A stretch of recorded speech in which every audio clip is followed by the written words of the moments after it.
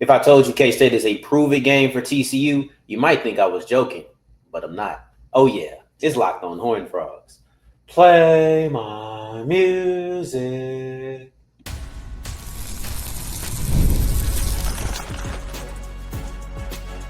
You are Locked On Horned Frogs, your daily podcast on the TCU Horned Frogs.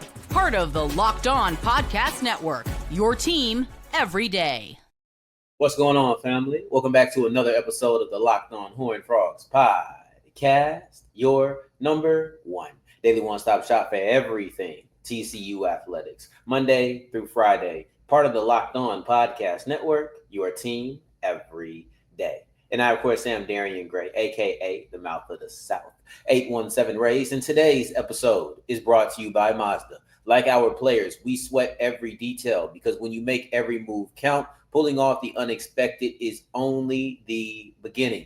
Stay tuned later for highlights in this week's Moving the Game Forward. Mazda, move and be moved. It's all about K-State versus TCU. It's all about the third down efficiency that has the potential to shape this game. Segment 2, I'll tell you what it's really all about. Avery Johnson, his legs, and how TCU can finish against the big boss of athletic quarterbacks in the Big 12. But they're going into a hostile environment, and that alone is the reason this is a prove-it game for TCU. I understand that on the surface, calling this a prove-it game seems a little silly. This isn't the best team that TCU has faced so far. This isn't the best team that TCU is going to face. Matter of fact, I would say this is a team that has, in large, disappointed in relation to their preseason hype. So how in the world could this be a prove-it game for TCU?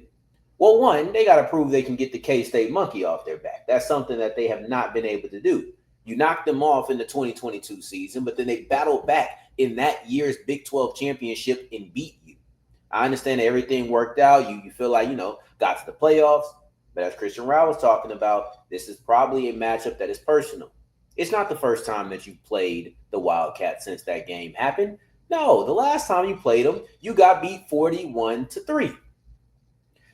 And Manhattan is a place that I don't think you won in the last 8 years. So it's been nearly a decade since you won in this place. You lost the last 2 games to this team in relatively dramatic fashion. One was a blowout, one was a championship game. And even with all of that, that's not even the reason that I feel like it is a prove-it game for the Horned Frogs. The reason I think that TCU versus K-State is a prove-it game is because TCU needs to prove that they can play in hostile environments. And I don't think that you can describe this game against Kansas State as anything more than a hostile environment. Now, the last time we've seen the Horned Frogs in this situation, they folded. That's one half of the reasons that I call this proving game. Against Arizona State, I would consider this a hostile environment. The monsoon and the rain and the desert that happened that day kind of kept all of the fans from coming in. Do I think that it is causation that TCU fell apart at the end of that game once the Arizona State fans got into the building? No. Do I think that there's a correlation in it? 100%. I 100% that believe there is some sort of connection between the timing that the Arizona State fans came to the stadium and how TCU played. Because I believe it was Cade Bennett who spoke about how that environment impacted their communication. I'm going to give a reference point to something else that I know. I'm going to keep it relatively brief, but I think that it is very, very important and relevant to this information. Obviously, I write for Who Dat Dish. I am a New Orleans Saints writer.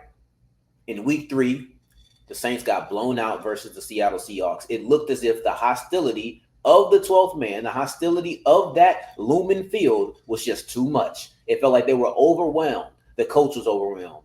The offense was overwhelmed. The defense was overwhelmed. God dog it, I was on my couch and I was overwhelmed. It felt like nothing could go right, and it felt like a big reason for that. Obviously, I keep using the word felt because we cannot prove it, but it felt like a big reason for those struggles was the environment.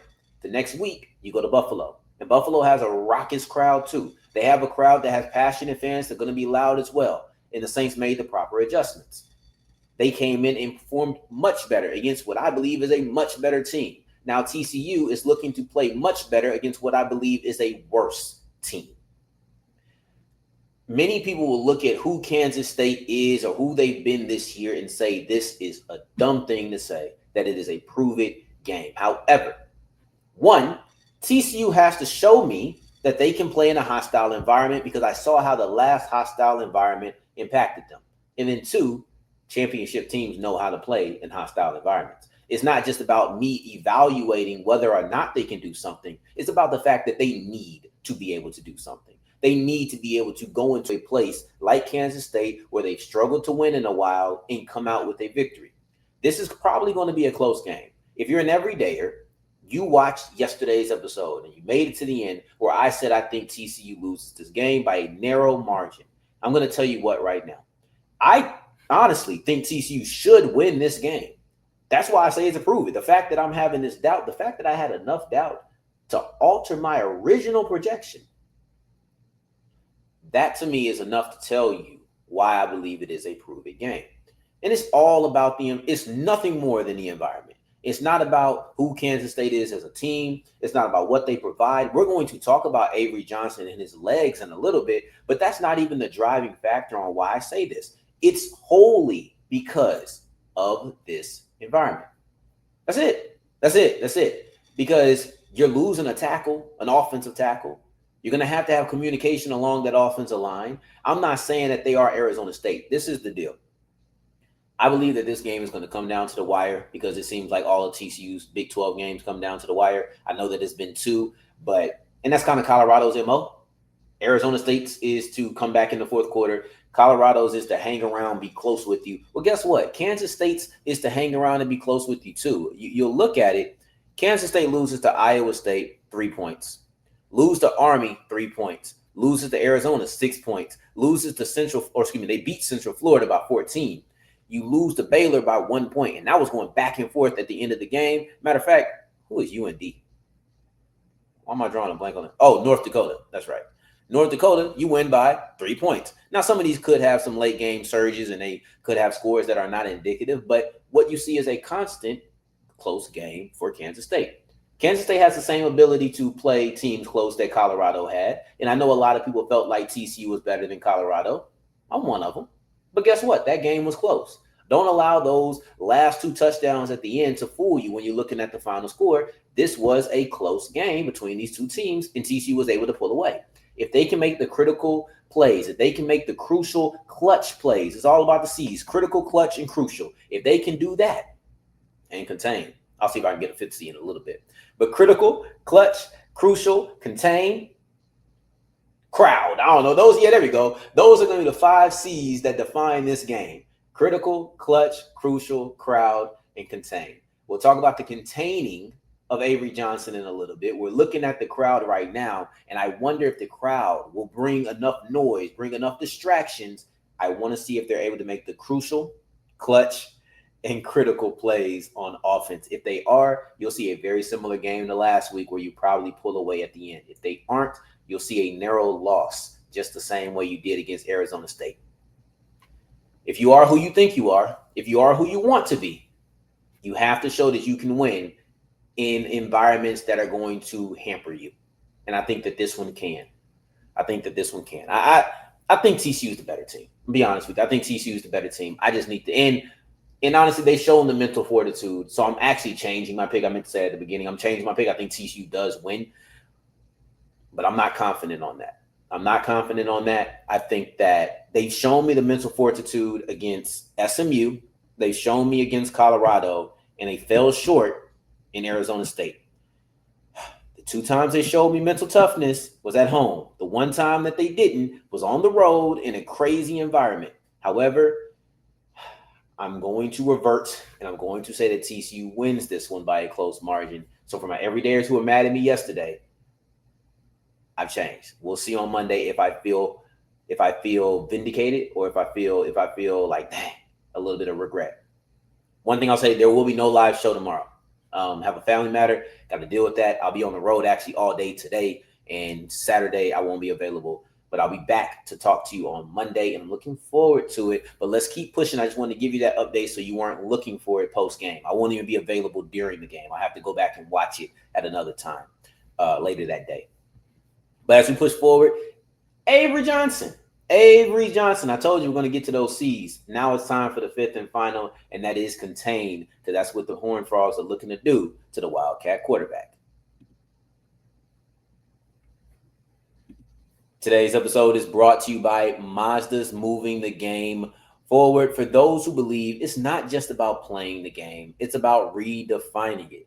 There are moments that not only move the crowd, they move the culture, they move the game forward. It's not just about putting points on the board all the time. And for me, that was Josh Hoover's last pass to Eric McAllister, because he came up with an absolute dot. That was a beautiful pass, a beautiful catch, and it was the move that kept TCU, or put TCU over the edge and really put the game away officially, even though I think the game was done whether or not that play happens. But when you follow what moves you, the unexpected is only the beginning. And just like there's more to every highlight, there's more to a Mazda vehicle. Mazda, move and be moved.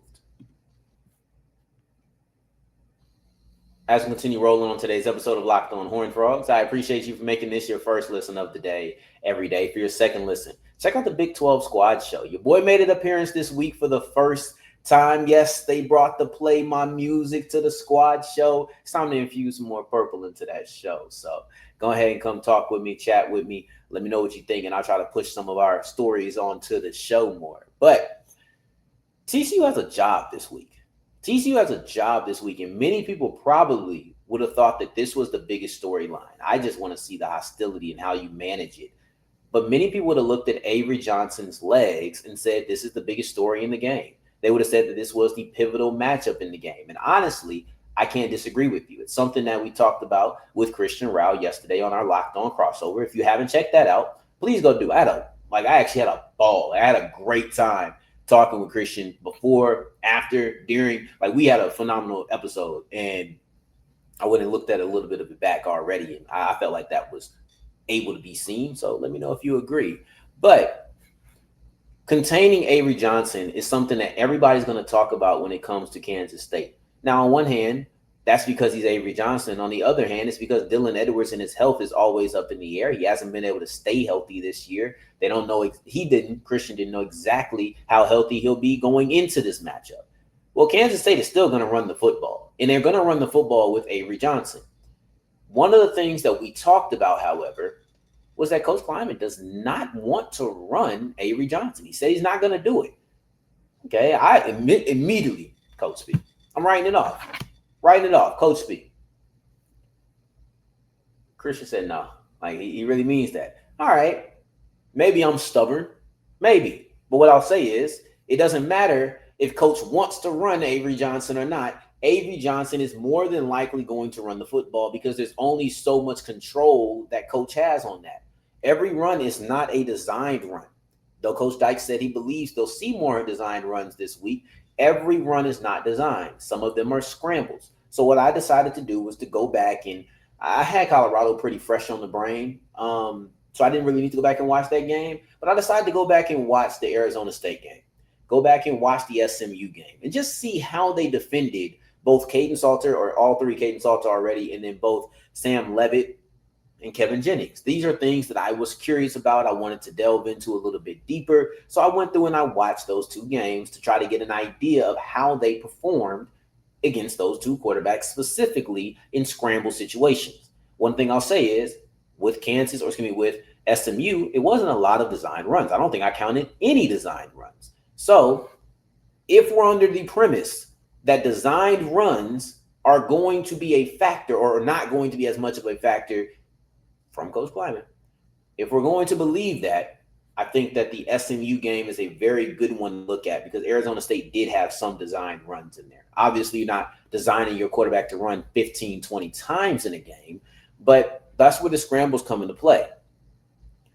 Kevin Jennings went 5 for 13.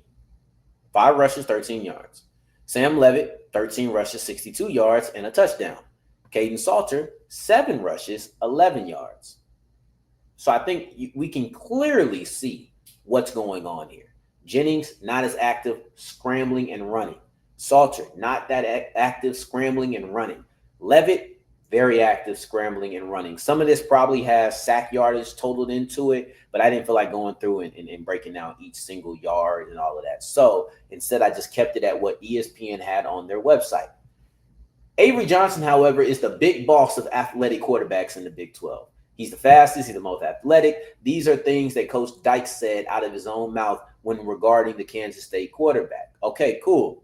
What that tells me is we need to watch for running way more than we did in any other game. And unfortunately, that includes Arizona State, where the quarterback run was very effective. There was times that he scrambled. There was time that it was designed run. I think his touchdown, his touchdown, Levitt's touchdown was a designed run.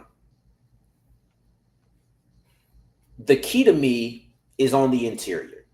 When it comes to stopping Avery Johnson, and I go back and I reflect through the last 3 games in which TCU played 3 athletic quarterbacks. I don't know how the schedule makers put this all together and then put Avery Johnson on the end. But one thing that was constant is their best defense for the quarterback run was interior, either pressure or stagnation. But when you start having wide holes, that's where Sam Levitt came into play. I thought against Kevin Jennings, they did a really good job of pressuring up the middle so that the outside pressure could get there, Caleb Elarms, or on one of those sacks. I thought that was the best recipe. Also, it made them dance in the pocket a little bit more, and it flushed them out to the side. That was often what you saw from Kevin Jennings. It wasn't a lot of drop back, no one's open, let me run up the middle. That didn't happen a lot. Same with Caden Salter. I thought that Caden Salter and Colorado's offense did a pretty good job in the first half of scrambling out and hitting crossing routes. I thought they did that really well, but it was rarely Caden Salter running the ball up the middle or around the corner. Even Sam Levitt didn't feel like he really ran the ball around the corner much. When he dropped back and he didn't see anything, he ran up the middle. That's the open space. If you can keep that middle together, whether it's with Demba, whether it's with Tristan Johnson, whether it's with Marcus Deal, whether it's with Paul Oyewale, whatever, right? Like, and not whatever to his name. Man's name is Oyewale. But whatever to whoever it is, that's going to be the critical part of this game. There goes another C, one we already used, but it's a critical part of this game. It's a critical part of this game because Avery Johnson being a running quarterback, that allows you, Avery Johnson being a running quarterback who's going to the outside, that allows your linebackers like Caleb Elarms or Nnamdi Obiawor. What is going on with me in these names today? Like I don't know Obiizor. Like I don't know Oyewale. Forgive me. I'm not even going to take it out because I do think it's important. I'm not perfect. So I got to tell you guys that. But anyway, no, in all seriousness, I think I'm maybe just talking too long, too quick. Obviously, brain ain't keeping up. Let's get a little sip of drinks. Thank you very much.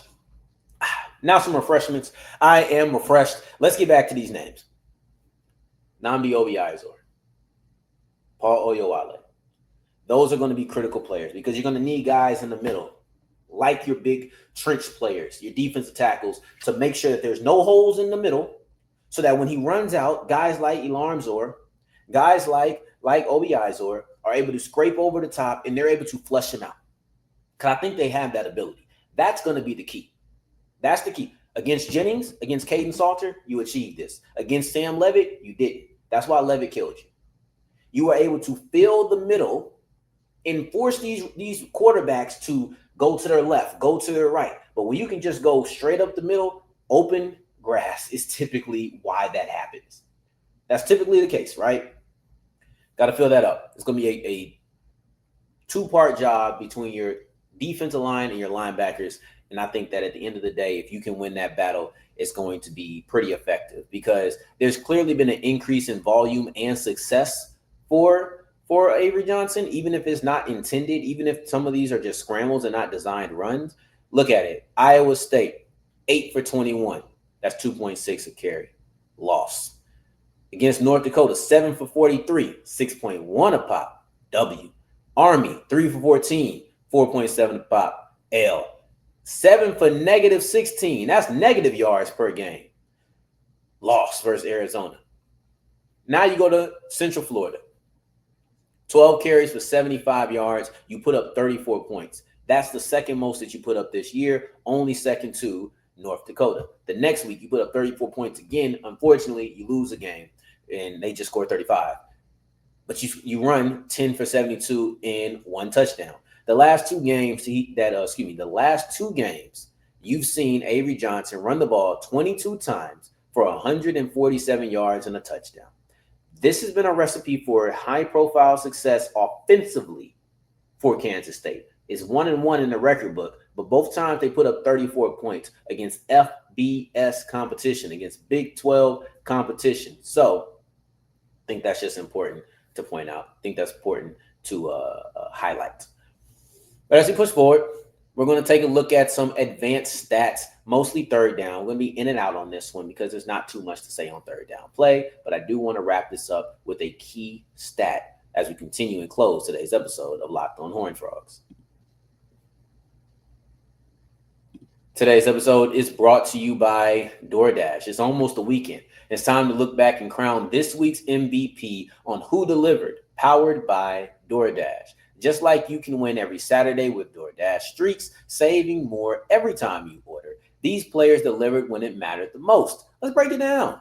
For the Frogs, Josh Hoover, shocker, delivered in a major way. I'm talking about his touchdown to Eric McAllister early in the game, his touchdown to Eric McAllister late in the game, went ahead and took his little QB sneak, got him a rushing touchdown, and I consider that payback because they did steal a couple touchdowns away from him last week when he got the team down there. They ran it in. So this makes sense to me. It didn't matter. No hesitation when the pressure was on. He delivered. And if you've been watching on a weekly basis, you understand that this is just who Josh Hoover is. And just like Hoover delivered for the Frogs, DoorDash delivers your Saturdays. With DoorDash Streaks, you save every Saturday you order. Stack it up all season. You can save up to $250. That's $250,000, including $100 in DoorDash credits. Order this Saturday. Keep the streak alive. Fuel your game day only with DoorDash. Terms apply. Promo period through November 18th.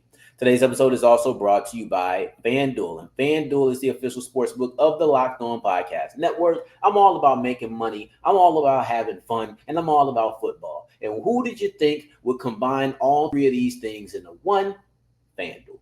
I can have fun, I can make money, and I can watch football. And by knowing football, put a little bit of extra money in my pocket. That's beautiful. I love it. There's no substitution for it. Doesn't matter if you're looking at maybe middle of the game because you just didn't get started until late. FanDuel is there for you. Maybe you're going early. Maybe you're going with a parlay with a couple of teams. Maybe you just want to go one team, multiple players. You want to go Hoover, McAllister, Barnes, maybe Caleb Elarms, or I don't know, whatever you want to put together. They got it. It's FanDuel. And right now, if you're new, you can get $300 back in bonus bets. $300 back in bonus bets if your first $5 bet wins. Go to FanDuel.com and make every moment more. As we're wrapping up today's episode of Locked on Horned Frogs, I appreciate you for making this your first listen of the day every day, making it all the way to segment 3, and I thank you 2 times for that. Let me take a sip of the cup because it got me right last time. Mango lemonade in the cup. In case you are asking. Anywho, let's take a look at some of these third down statistics. Shout out to Jamie Plunkett, Frog Insider, also 24/7. TCU is 9th in the country on third down and fourth down success at 57.5%. Kansas State's defense is 80th in the country at 41%, which tells me right now TCU has a huge advantage, and Coach Dykes has been aggressive. Coach Dykes has chosen to go for it, and he has often gone for the jugular. I would say successfully. I think the numbers would back up successfully.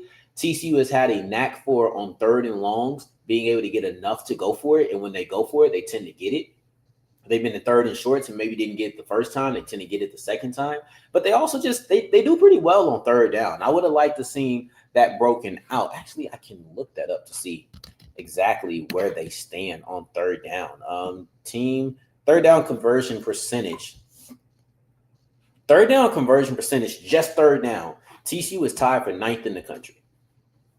TCU is easily one of the best third down teams, and that's at 55%. So that's still pretty close. When you add the fourth down, it bumps up another 2%. TCU is one of the best teams at going for it on third down and getting it. When they don't get it in one of those, I'm not going to call it completely rare, but it's more rare than it's not. Then on those situations, they tend to backdoor it and get it on fourth down. Can I get the actual fourth down conversion too? I'm doing advanced statistics, but what about just the basic statistics? TCU's 12th. They're 12th at 77%. So they've gone for it 9 times and they've gotten it 7. This is a really efficient team when they need to be. Unfortunately, that's not been the case for the defense. Unfortunately, being able to get stops has not been the case for the defense. And I would say everything I just told you about TCU's offense can be reversed and said about the defense, especially when it comes to third and long. Before I even get to the numbers, this is not a stat, but it does feel like third and long has been a struggle. It just, whether it's you're getting all of the yardage back on that one play or they're giving up enough yardage to go for it on fourth down. And I think they have a stingy interior defensive line, but you don't want to bank on it all the time. Sometimes it's a pass play. This is just not a situation, to me, it's not a situation that's replicable for a good team. I think that being able to give up this many third and longs is a true concern. It's one that I don't think that I've been able to discuss at length necessarily because I just didn't have the words. I think the numbers, though, have allowed me to back these things up. TCU is 122nd in the FBS when it comes to third and fourth down success. That's at 47.8%. 128. There's 136 FBS teams. Some teams have made the jump. Let's see how many it is. How many FBS teams? Yeah, they're still at 136. I thought a couple of teams have made the jump. Maybe I just had that new number already. Oh, this is fun. They had all the teams ranked in the tiers. I can't resist myself. I'm not gonna lie. Here we go. Let's see. Where's TCU at? Come on. We got a place to go. SMU, no. They're talking about SMU playing TCU. Tier 6. All Big 12 teams. Baylor, Iowa State, Kansas State, TCU. So this is a battle of Tier 6 teams. All right. Anyway, that's interesting. Let's exit that out because that's not the talking point today. The point is, you have a team that on offense, Kansas State's not that good either. They're 85th at 40.4. So I think that this battle does kind of lean towards TCU. The problem is it doesn't really matter if TCU's offense is better than Kansas State's offense, if Kansas State's offense is better than TCU's defense. That's what's important. I know we like to talk about quarterback head-to-heads, but guess what? Josh Hoover is not going to intercept any passes from Avery Johnson. He's just not. All right. So it's not just about what quarterbacks can do. Of course, you want to see how your quarterback lifts you in the prominent moments. That's what I think Josh Hoover has done. They're 67th on early downs EPA. So I'm assuming that's first and second. Early down EPA, 9th on third and fourth down success. So that means they've been able to execute even in some less than optimal situations due to penalties and things of that nature. That's on offense for TCU. On defense, 42nd in early down EPA, which isn't great, but it's not terrible, right? Like that's all right. It's all right. 122nd on third and fourth down, which means you start strong and you fall at the end. The TCU offense has struggled at times in the beginning, but have finished strong. So watch out for that. That's a stat. I think that we have been looking at the third down conversion and all of those things as time has gone on. But now I put a number in front of you, a number in front of myself.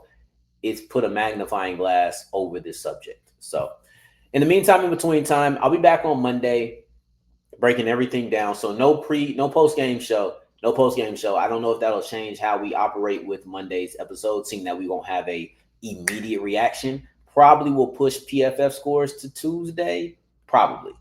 But in the meantime, in between time, until the next time that we hear each other, family, take care, stay blessed. Peace.